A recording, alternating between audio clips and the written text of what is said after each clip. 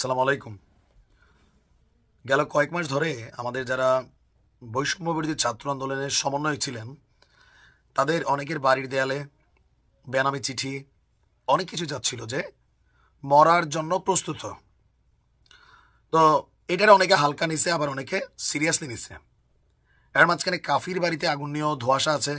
আগুন কি কাফির সেই মশার কয়েল থেকে লাগলো, নাকি সেই পরিকল্পিতভাবে দিল সরকারি নতুন ঘর করার জন্য? এরকম অনেক বক্তব্য আছে। তো এর মাঝখানে ঠাকুরগাঁয়ে আজকে যে ঘটনা ঘটেছে, সমন্বয়কদের জন্য একটা হুঁশিয়ারি বার্তা। কারণ এই সমন্বয়কও একটা চিঠি পাইছিলেন মরার জন্য প্রস্তুত। এই মুহূর্তে তিনি মৃত্যুর সাথে পাঞ্জাই লড়ছেন। ঘটনার প্রেক্ষাপট, ঠাকুরগাঁয়ে বৈষম্য বিরোধী ছাত্র আন্দোলনের সমন্বয়ক হচ্ছেন কবিরুল ইসলাম জয়, বয়স 28। তাকে আজকে ভোরবেলা কুপিয়ে জখম করে মৃত ভেবে রাস্তায় ফেলে দিয়ে গেছে একদল দুর্বৃত্তরা। ভোর 5:30টার দিকে ভুল্লি থানার বাস স্ট্যান্ড এলাকায় এই ঘটনাটি ঘটেছে। গুরুতর আহত অবস্থায় স্থানীয় মানুষ তাকে ঠাকুরগাঁও আধুনিক সদর হাসপাতালে ভর্তি করিয়েছে। আর তার বাড়ি হচ্ছে ঠাকুরগাঁও জেলার ভুল্লি থানার কেশরবাড়ির মৃত মতিউর রহমানের ছেলে।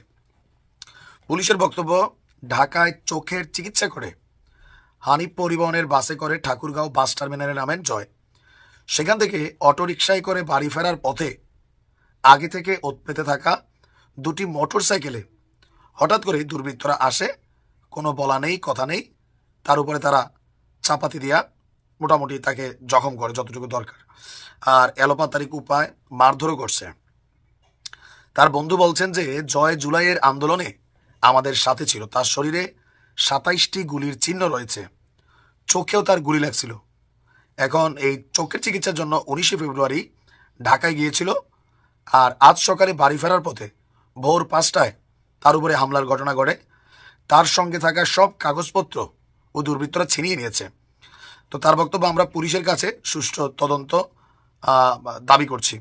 আর যিনি আহত হয়েছেন তার বক্তব্য হচ্ছে, তিনি বাড়ি ফেরার পথে রাত 2টার দিকে একজন তারে ফোন করে জানতে চায় তিনি কোথায় আছেন।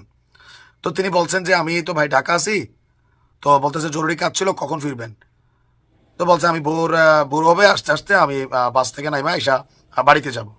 এই তথ্যটা নেওয়ার পরে যখন তিনি ঠাকুরগাঁও ফিরছেন ভোর 5টার দিকে, ওই দুর্বৃত্তরা তার উপর হামলা চালিয়েছে।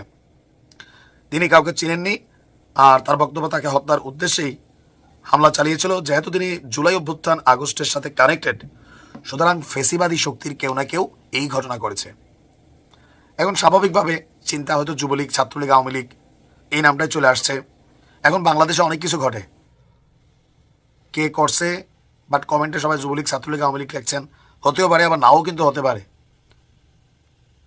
তবে সমন্বয়ক যারা এই লেভেলে আছেন তাদের একটু নিরাপত্তার ইস্যুটা জরুরি। তবে কয়জনের নিরাপত্তা দিবে সরকার, সেটাও একটা বিষয়। ভালো থাকুন।